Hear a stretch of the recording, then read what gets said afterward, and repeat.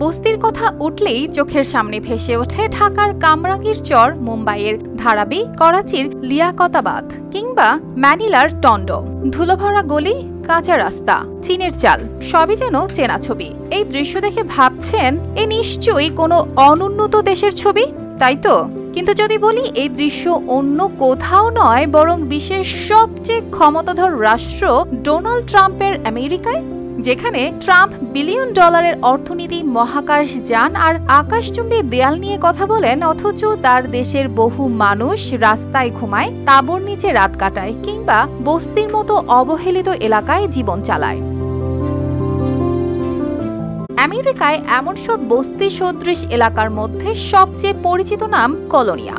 এগুলো মূলত মার্কিন মেক্সিকো সীমান্তের গ্রামীণ বসতি, যেখানে নেই পরিষ্কার পানি, ড্রেনেজ নেই পাকা রাস্তাও। শুধু টেক্সাসেই নথিভুক্ত আছে প্রায় 1850-এরও বেশি কলোনিয়া, আর সেখানে বাস করে আনুমানিক 3,59,000-এর বেশি মানুষ। এসব এলাকার বেশিরভাগই Hidalgo, El Paso, Cameron, Starr, Maverick আর ওয়েব কাউন্টিতে ছড়িয়ে আছে। টেক্সাস ছাড়াও কলোনিয়া রয়েছে নিউ মেক্সিকো, অ্যারিজোনা ও ক্যালিফোর্নিয়াতেও। শহরে এই চিত্র আরও তীব্র। লস অ্যাঞ্জেলেসের স্কিড রো হয়তো বিশ্বের সবচেয়ে বড় শহুরে গৃহহীনতার প্রতীক। মাত্র 50 ব্লকের এলাকায় হাজার হাজার মানুষ খোলা আকাশের নিচে থাকে। তারা প্লাস্টিকের তাঁবু, পুরনো কম্বল বা কার্ডবোর্ডের বক্সে রাত কাটায়। এখন আসি বড় ছবিতে। মোট কত মানুষ আশ্রয়হীন? যুক্তরাষ্ট্রের housing and urban development HUD বিভাগের সর্বশেষ 2024 সালের জরিপ অনুযায়ী এক রাতের মধ্যে দেশ জুড়ে 7,71,780 জন মানুষ গৃহহীন অবস্থায় ছিলেন। 2007 সালের পর থেকে এটাই সর্বোচ্চ সংখ্যা।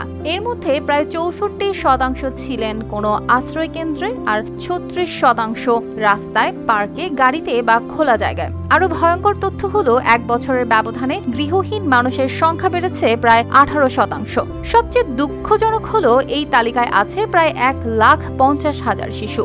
এছাড়া বয়স্ক, 55 বছরের বেশি ও কৃষ্ণাঙ্গ জনগোষ্ঠী গৃহহীনতার শিকার হওয়ার হার অনেক বেশি, যদিও ভেটেরানদের গৃহহীনতা সামান্য কমেছে বিশেষ কর্মসূচির কারণে। এটাই সেই আমেরিকা যেটাকে ডোনাল্ড ট্রাম্প বারবার বিশ্বের সামনে ধনীতম, শক্তিশালী আর স্বপ্নের দেশ হিসেবে তুলে ধরেন, অথচ বাস্তব ছবি তো পুরোই ঘোলাটে। তবুও তিনি আবার অন্য দেশের দারিদ্র্য নিয়ে ব্যঙ্গ করেন, অবমাননাকর শব্দ ব্যবহার করেন। মনে হয় না অন্যের ঘর নিয়ে মন্তব্য করার আগে নিজের আঙিনা একটু গুছিয়ে নেওয়াই বেশি মানানসই হতো?